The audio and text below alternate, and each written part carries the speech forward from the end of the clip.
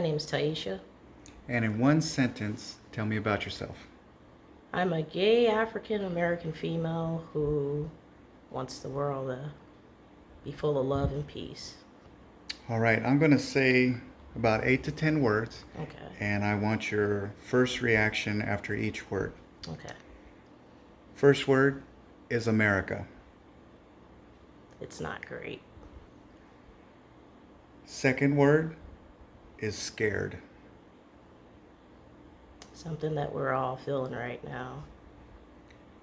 Third word, God.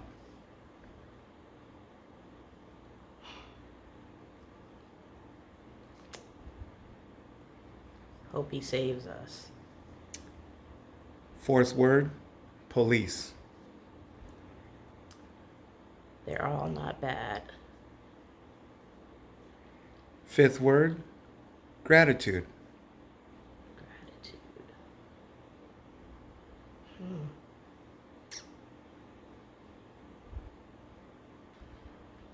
I'm blank on that one. All right. Next word, racism. It never died. Number 7, love. Something that we all need right now. 8, government. Government needs to be held accountable. 9, COVID. COVID.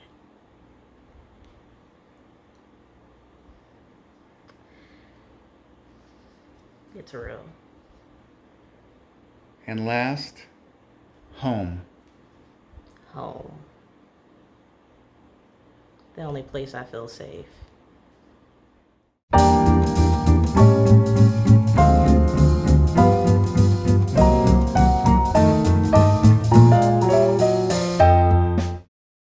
Hey everybody, what's going on? It's your boy Cigar Chingon. Check it out. We got a series of interviews coming up on Toilet Talk.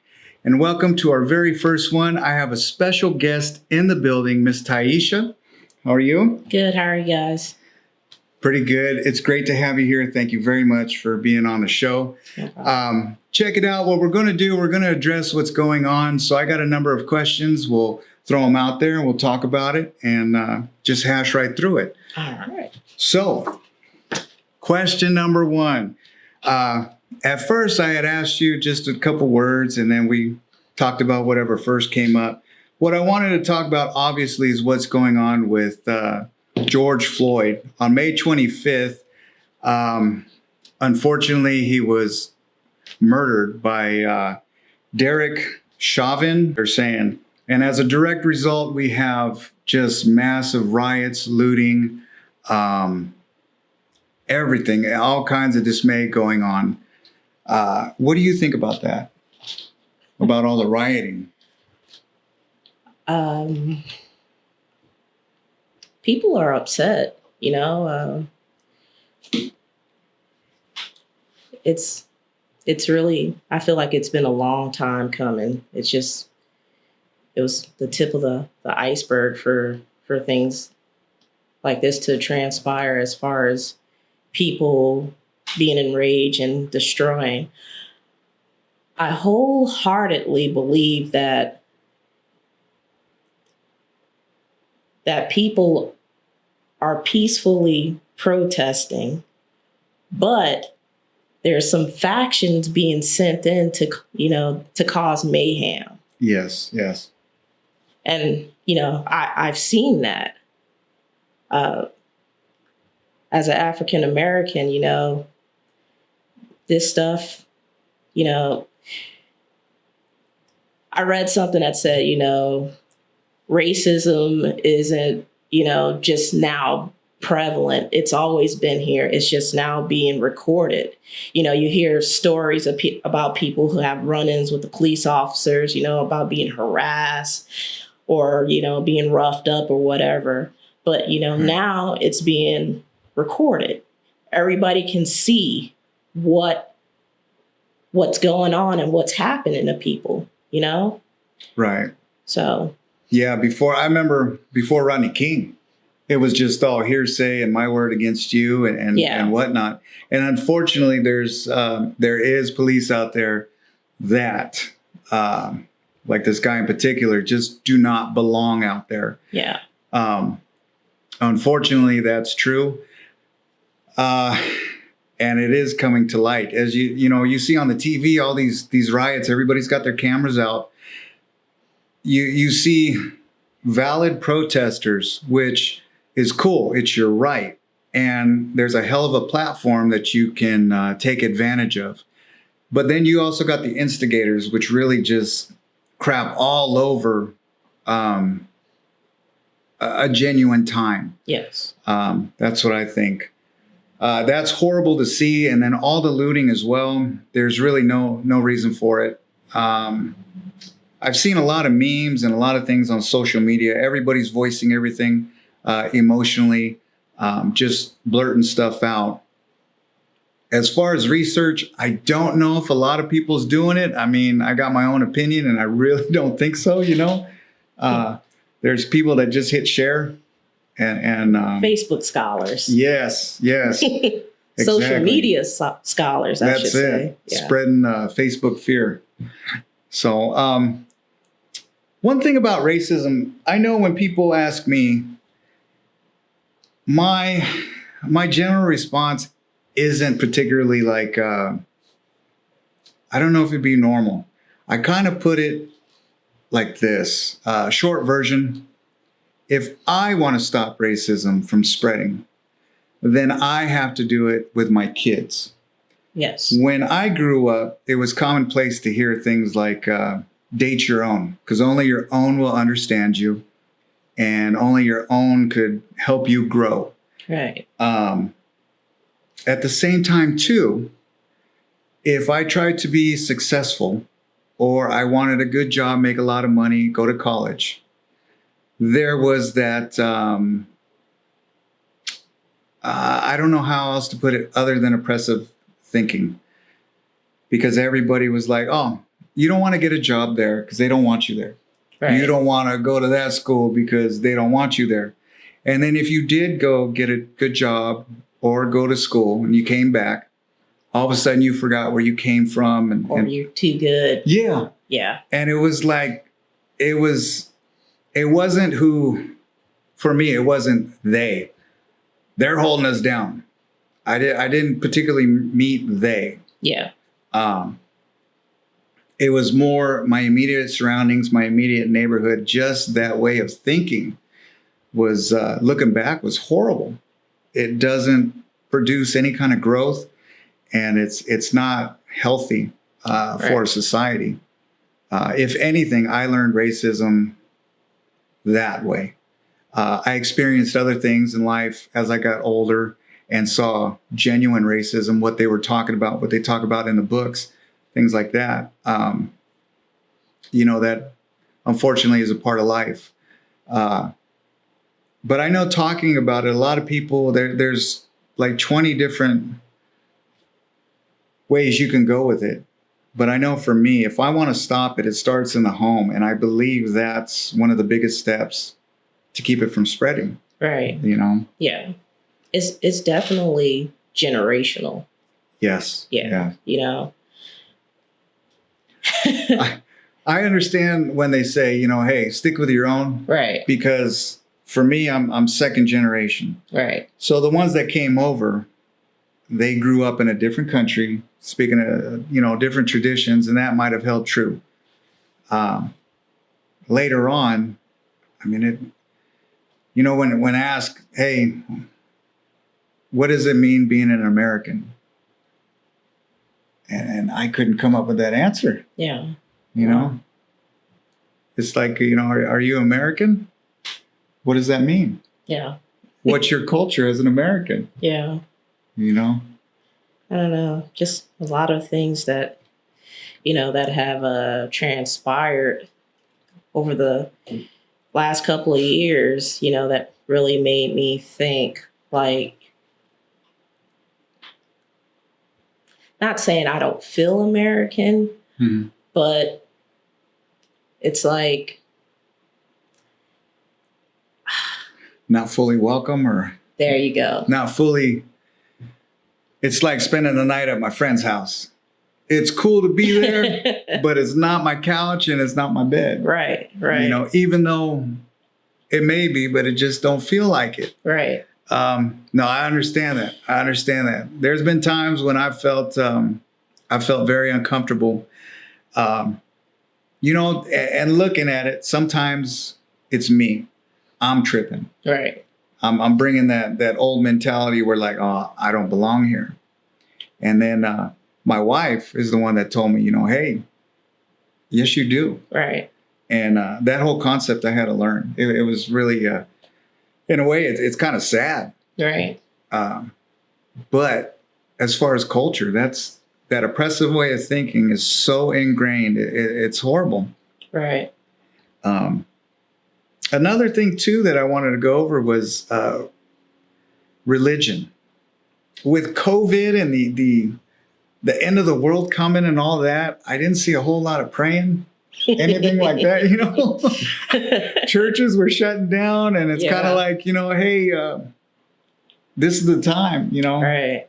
I don't know. Yeah. You know, a lot of people are referring back to, you know, the book of Revelation with the chain of events that have been occurring. It really, really gets you to thinking, like, is it really about to be over? Yeah. I'm not a Bible thumper, but out of all the books that I've read, I love history, and I love twisted history. Right. And a lot of the stuff that I'm seeing, especially on the news, just in general, it only leads one way. Yeah. You know, unfortunately. Yeah. Is there a bright light during these times? Is there something to look forward to? Because 2020 came in and just started whooping ass. January 1. That was the grace period. That was the honeymoon. January 2nd came in and Australia lit up and everything else. So yeah. I don't know. I'm hopeful. I'm hopeful. Yeah. But things need to change. I mean, yeah. These past 3-4 months alone, you know, have been a big change for me, especially how I think and how I feel about issues. I mean, I feel like it's been life changing for me. You know, yeah. Lost a family member, couple of my friends back home in New York, you know, went through the COVID, lost some people I knew, you know, to it. It's definitely been a eye opener on, you know, things you need to change within yourself, things you need to appreciate, people you need to appreciate. Right. You know? I think people and moments.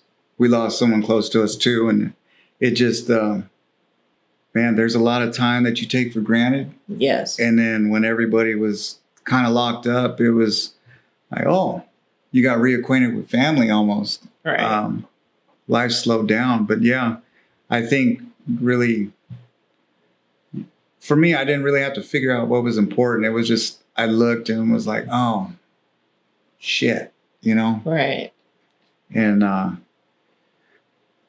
you know, every day is a new day and it's a new decision. Do I want to be this or do I want to be this? Do I want to grow or do I want to just stay where I'm at? Right. You know? Yeah, so I have to say the same thing. I think I've really been comfortable where I'm at, but I know I need to grow and branch out. Yeah. You know? So hopefully. In time, nobody's perfect. Nobody's perfect. God, with everything on the news and like politics, people, you know what got me is not what? A month ago, we was feeding for toilet paper. Now we're fighting over politics as well as the riots and everything like that. Right. And did you notice that all them politicians had a nice haircut? They all look well fed. Oh, yeah. I don't think they were suffering one bit on either side. They didn't miss a paycheck. No. You know? No. They even some of them got a raise. Right. It was crazy. People fail to realize that neither side cares about the people, you know? And it shows, shoot, what was it? They were showing record profits. When COVID started, it's over $400 billion in profits. Right.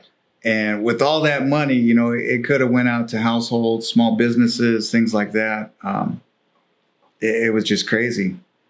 And even right now, you know, is there a quarantine? Did COVID go away? There's, you know, the people said they're done with it. Yeah. That, you know, everybody took some NyQuil and it's all good. Yeah. These are crazy times. I think about it for my kids. You know, I got a boy, he's overseas right now and he's not allowed to come home. Yeah. You know, they can't rotate out. And, you know, I told him, I said, hey, anything goes down, I'll find you. Right. I'll be out there, you know. That's just the way the world is right now. But yeah, it's great. What was the craziest thing you saw during all this from January on? What was one of the craziest things you ever saw? It's like, where do I begin? I kind of been tracking somewhat, you know, the COVID cases in New York City. I'm from New York City. There was a video done on my town, Far Rockaway, New York, and it had the second highest COVID cases in the city.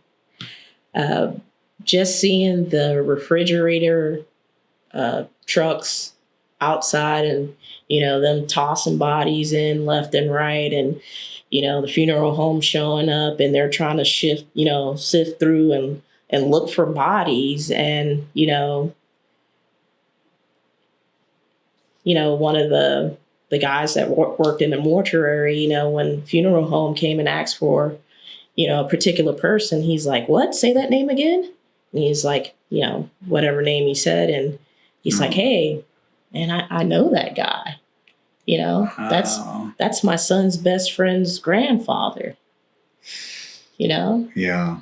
It's just, I don't know. Sometimes it's like, you believe it and you don't believe it, you know? Right. But I've personally had people near and dear to me who've been affected by it.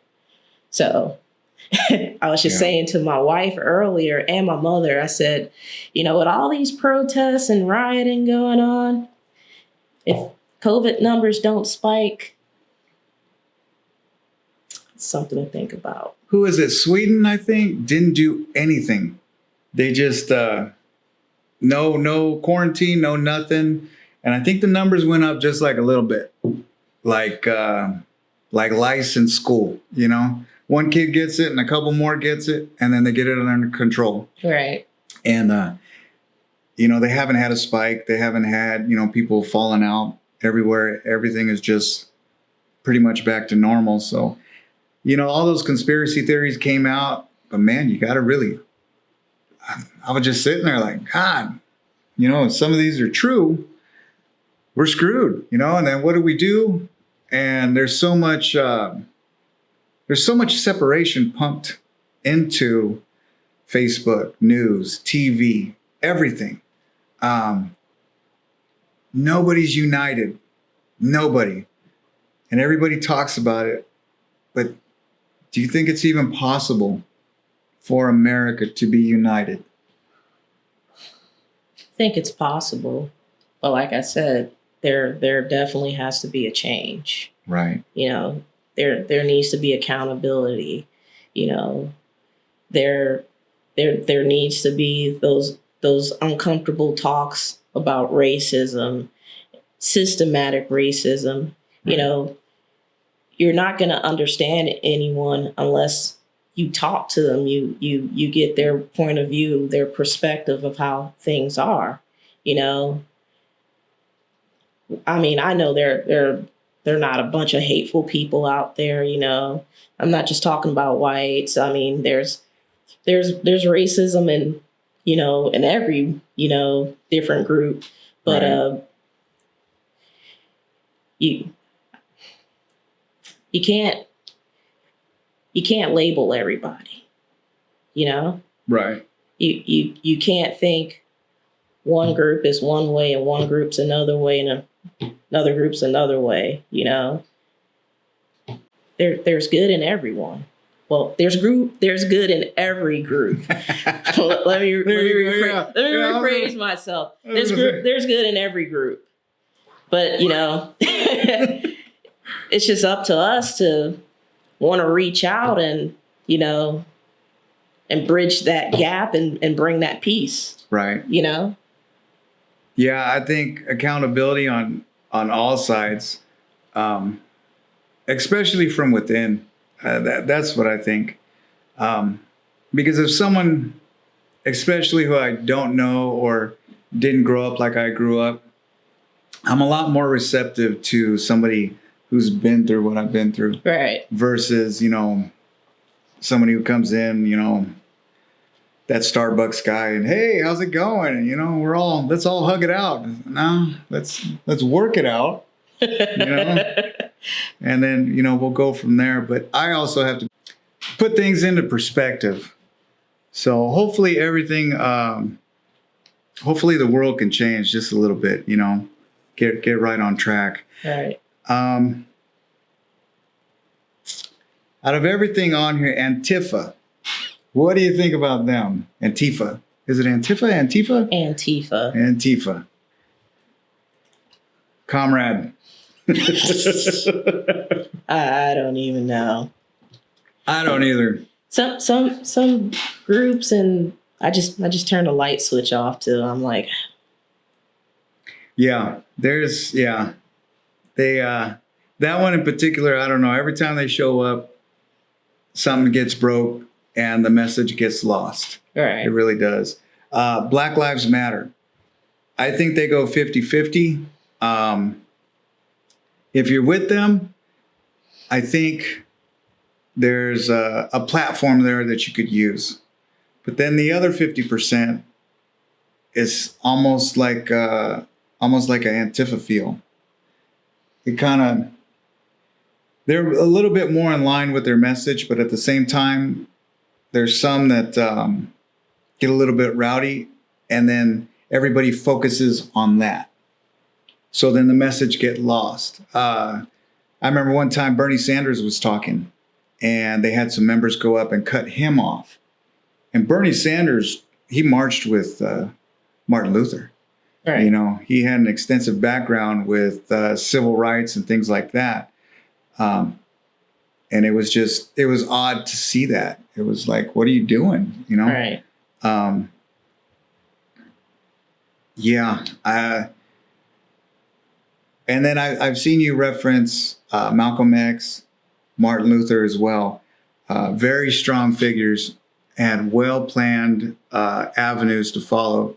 Martin Luther, I would have loved to have seen what he could have done if he had implemented everything that he had planned. Right. You know, I think there was so much there, not just gaining civil rights, but now that you have the rights, now we need the jobs, we need the income, we need to improve the way of life and so forth. And it was in stages. And unfortunately, he never saw that. Right. Yeah. It's crazy. Yeah.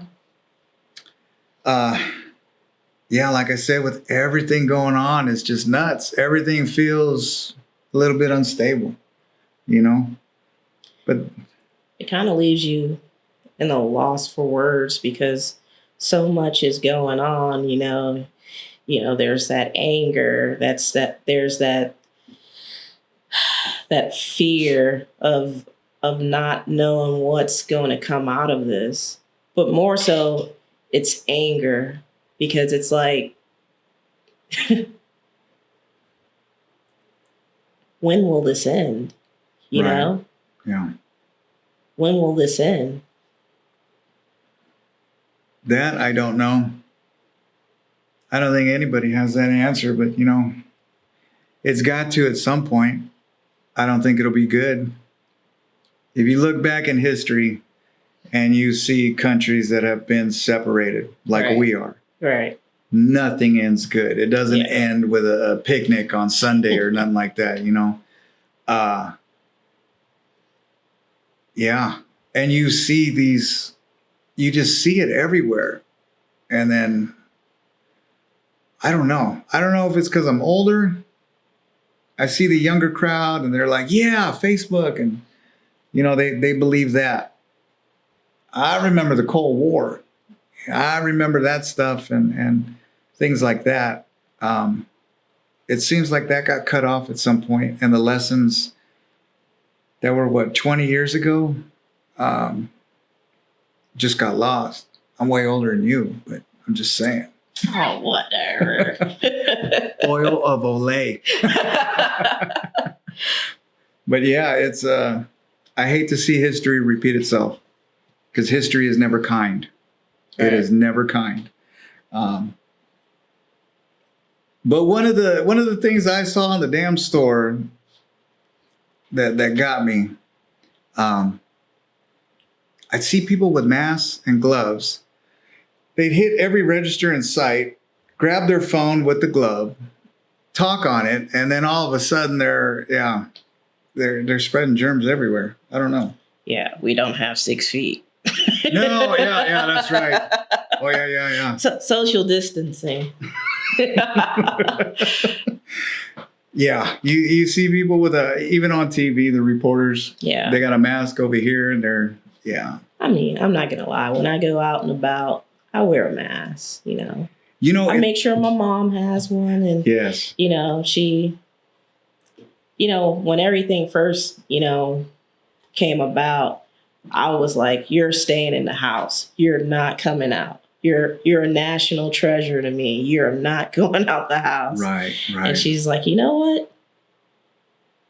I got to get out the house. I need air, you know? So, you know, you can't argue with mom.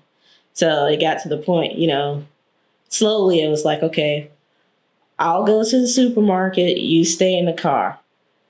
And then she's like, I want to go inside too. And I'm like, I'm never going to hear the end of this. So here she comes. But, you know, like I said, I feel like my mom's a national treasure. So I want to keep her protected. I want to keep my wife protected. And not only that, I want to keep myself protected. So I'm a cautious person. So most people might think, hey, you're overreacting.